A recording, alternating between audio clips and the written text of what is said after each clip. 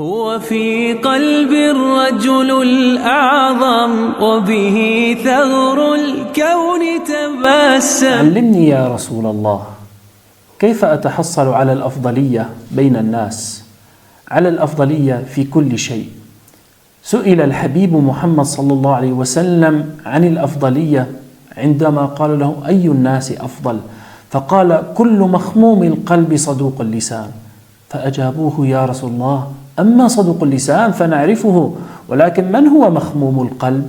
فقال الحبيب محمد صلى الله عليه وسلم: هو التقي النقي، لا إثم ولا بغي ولا غل ولا حسد.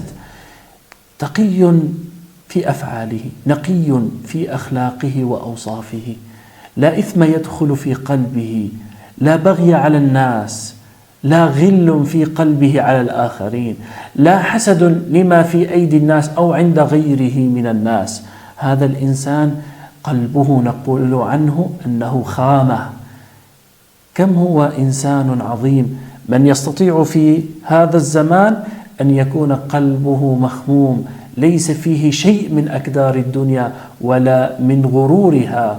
هكذا علمنا حبيب محمد صلى الله عليه وسلم أن الأفضلية في أفضلية القلب وصدق اللسان.